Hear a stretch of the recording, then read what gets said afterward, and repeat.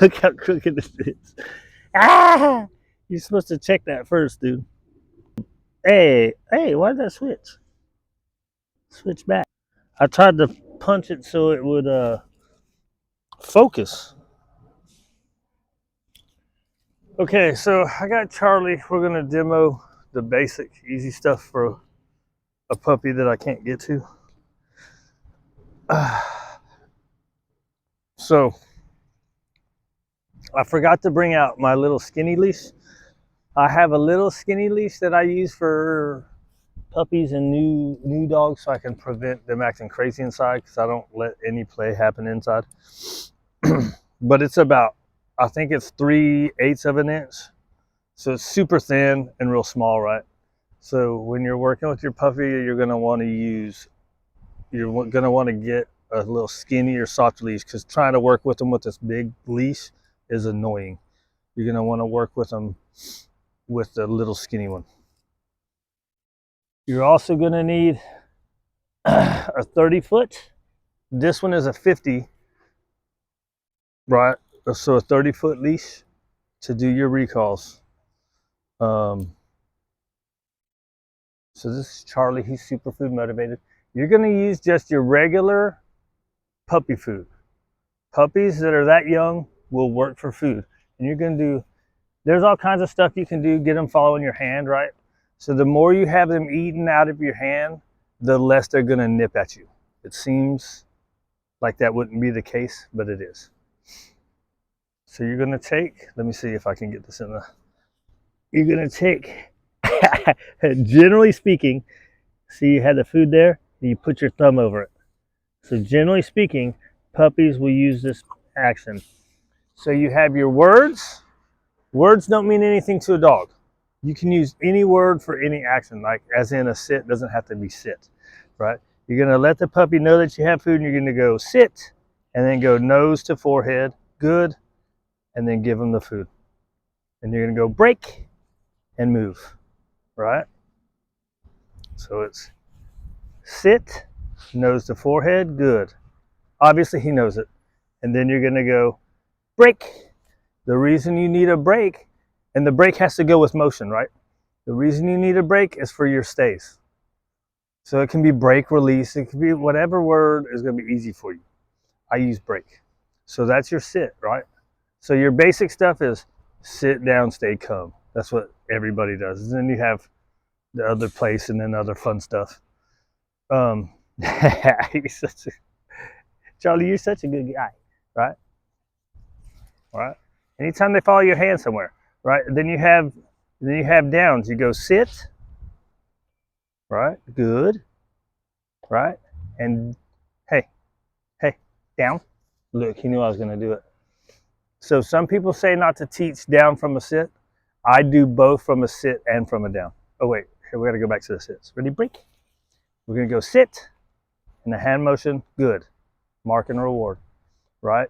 I also do very quickly, as like when they've done 2 or 3 of those, I almost very quickly do this, especially with puppies, because I want them to be able to sit while we're walking in the heel position, right? So it's like this. Come here. Sit, hand motion, good. Usually after about 10 of those, you don't have to have food in your hand. However, like with older dogs, however, with puppies, I almost always use food in my hand for a long time, right? So then he can come over here. When he's, dude, why are you scratching? Right? And so the same thing. You go sit, nose to forehead, right? And then it's down, good. Straight down, right? You can go sit and straight up. And down, straight down, right? And then the other thing I do almost immediately is once I've done a few of those, I'll also do down from a stand. Down, good. Now I use the word immediately, break. So I will use the word initially, which goes against conventional wisdom. Conventional wisdom is you get a bunch of good ones, and then you, hey, how you guys doing? Good. And then, so once you get a few good ones, then you add the word when you like what you're getting. I'm of the fact that if they don't like, and you take your time with the lure, right? And then if they don't get it, I'm cool with the space in between, because I'm of the. Why is your back so itchy? Is it time for you to have a bath? It is. Is it time for your poisons? So, anyways, I'm of the camp that it'll get better, that you can make it better, right? It doesn't have to be perfect from the start. It can be kind of sloppy, and then it'll get better. That's what the camp I am. So down, straight down, right? And break, right? So then stays, you're gonna do like this. You're gonna get them over here. You're gonna go sit, stay, and with the puppy, you're probably only gonna get 1 or 2 steps. Good. Nope. Sit. Stay. Sorry, I should have fixed that. Good. And on your stays, if you do 2 or 3 stays, you're always going to break the last one. Hey, break. Right? So if you do 2 or 3 repetitions of the stay, always break the last one. You want more reward in place than you do breaks. Sit down, stay. Come with your puppy, you're going to start like this. Now I have a recall games one that I've already done with somebody, so I'm going to use one of those. A lot of times with puppies inside, you can go, whatever his name is, Charlie, come. And just take a couple steps and give him food. Good. Charlie, come. Good. Right? So the motion means you want the dog following you. You mark and then reward. Sit down, stay, come. So stays a lot of times with puppies are hard, right? Oh, that's the other thing I wanted to show you. You're going to have this little leash because you're inside, your puppy's going to want to take off. So this leash is to prevent him from taking off, right? So say you go sit, and he doesn't sit, and he wants to go do something because he doesn't know what it means. You have the leash to prevent him from going away. I think I'm of the belief that when they make a mistake, it's okay. We learn from mistakes. We don't want a ton of mistakes, but we learn from them, right? That's a good boy. And even just doing weird stuff with his, right, you just use his breakfast. So like say you get he's eating a cup of food for breakfast, use half of it for working, and don't work for too long, right?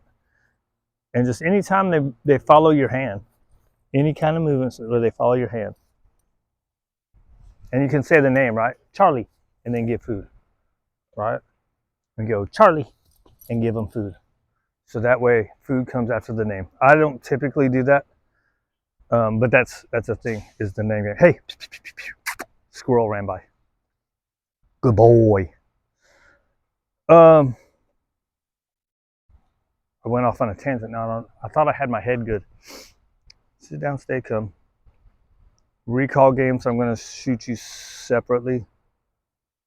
And it's not going to be that easy. Oh, that's what I was trying to get back to. It's the stay.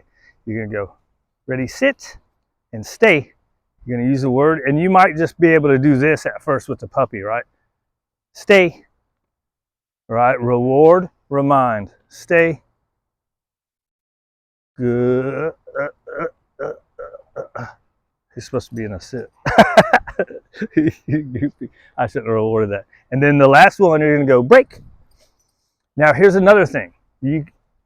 People say to do this, and for me, initially, it's not that big of a deal, but if I see the dog start creeping, then I will. You go stay, right? And eventually you get it away from the physical cue. Good. And you go break, and break them backwards. So that way, if they do break their stay, like if you're practicing the stay and they do break it, instead of coming to you, they're going to go backwards. Where that's as important as if you tell them to stay at the door, which is something I don't do, but some people do. If you tell them to stay at the door and you go out the door, if they break, they're going to kind of go off that way. Whereas if they're used to breaking and following you, they're going to go out the door to you. So then let's talk walking. I'm not a fan of using food while I'm walking, but I am a fan of using food when I do what's called heel drills. You're going to walk, and you're going to turn, and you're going to want to do this inside or in the alleyway, right? See, he doesn't move, right? And he's going to hit the pressure. You're just going to keep going. right? If the dog's not paying attention to you, you turn and go the other way. The dog wants to go that way, you want to go this way. You're getting the dog to follow you. The dog's starting to get in front of you, you go like this, inside turn, right? So you have an outside turn. Come on, buddy. There's a bunch of stuff going on over there. It's the outside turn. The dog's on your outside. Then what pushes them back into this position is the inside turn, right? To make a figure eight. Oftentimes in the first couple of weeks, the dog's here. You see that he's trying to go on the side that I don't want him. You got to keep moving. Motion is motivation, so you keep moving, and the dog will slide back into space, right? A lot of times, people want to walk their puppy for 20, 30 minutes. First off, that's way too much for a puppy. And they want to go, go, go, right? That's hard for a puppy because it's exciting. So if you want your dog to walk like this, you got to start with short distances, right? Start with short distances. Once the dog gets distracted and doesn't want to be around you, you got to change direction. So you have soft outside turns, soft inside turns. That gets you a figure eight, right? Then you have sharp turns, right? Sharp U-turn. That gets them in nice and tight. Sharp U-turn. Good boy. He got a correction. I wouldn't do that with a puppy. He got a correction because he's not paying attention. And he knows what to do. Ain't that right, boy? But this is where, with the puppy, I would use food, right? When you're just doing this, here you go. And you're going to want to be sure and give the reward either at or behind, right? If you give the reward ahead, then you're rewarding where the puppy's position is. See where my hand is? He's trying to get it. Whereas if I go like this, he's going to stay back there and get it. Right? That's a lot. Right? Oh, that's what I was going to say. So I don't do any inside work, right? So, but with puppies, what I usually tell people to do is just walk around your backyard, right? Walk around your backyard. Don't go up front. It's going to be too much. Now you want to expose the puppy to up front. That's where your long line comes in. Go just stand in the front yard, right? You're going to go stand in the front yard. And the dog's going to go all over the place. And you're just going to stand there. Anytime the dog comes up to you, right? You're just going to stand there. Let him look and get used to the stuff. Anytime the dog comes up to you, you can give them food. Or if you don't want to take food out there, just give them some affection. Affection is actually the best reward for recalls because there's an actual chemical reaction that happens when you're like, "Yeah, they're such a good boys," and that's when I like to be excited too. So if they come up to me, or if I call them, I do the more exciting, "Yeah, you're such a good boys, yay!" Whereas if you notice when I was doing sit. And when I'm doing the position stuff, the stationary stuff, it's very just there. Like if you tell them, "Charlie, come. Yeah, good boy." You can make them work for the food, right? Then if you go, "Charlie, sit." Hey. Good. Right? Nice and calm. You see the difference? With the recall, it's exciting. Break. The recall, exciting. Stationary stuff, it's not. Did we cover everything? That's all your basic stuff. Very easy, right? Very easy. You're such a good boy, Charlie. You are such a good boy. You are such a good boy. Yeah.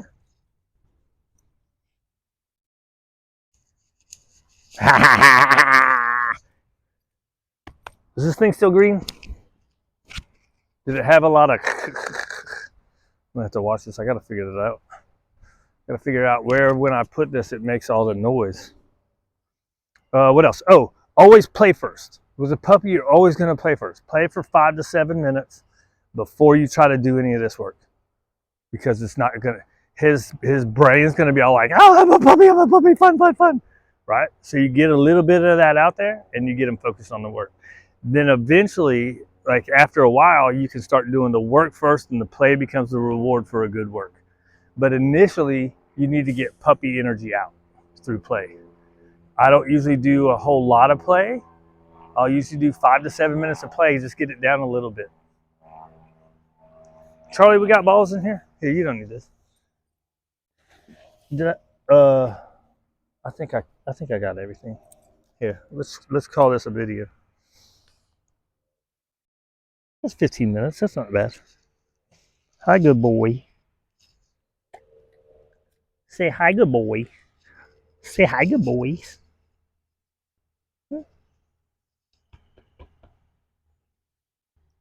Charlie, I gotta cut your food back down, don't I? What's that right there, dude? Is that from Pepper? Is that from Pepper's ankle biting? Right? So, start with play, do some work, and then end with play. You don't want to play? Charlie's like, I'm ready to go back and go to sleep. What else? Drop it. He's not gonna grab nothing. All right? Come here, fool.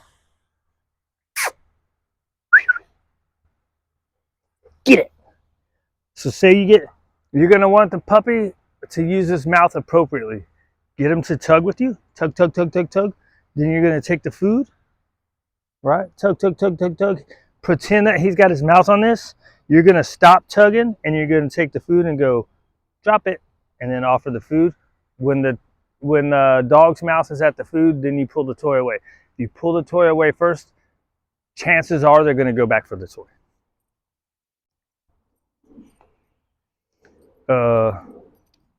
Leave it, man, that's a whole bunch of other stuff. But drop it's an important one. Leave it, pretty generally, I kind of stopped doing leave it because I just tell everybody to do a disruptor noise, right? So say he's going for, say that's your shoe and the dog's going for it. Oh, that's another thing. You need your house line, right?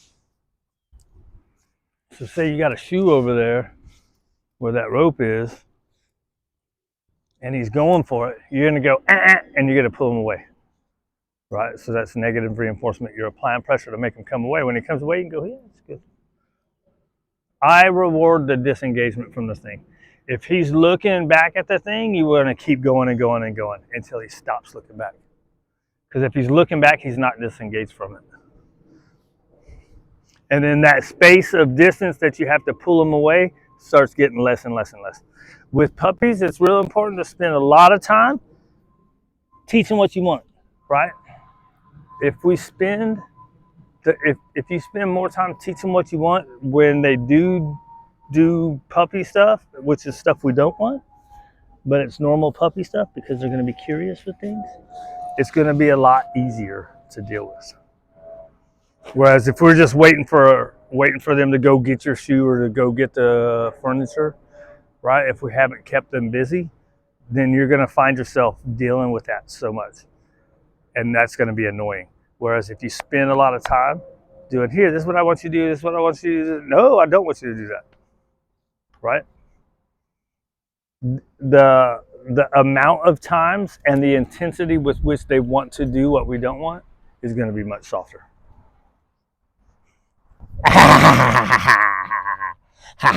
Big boy. Big boy.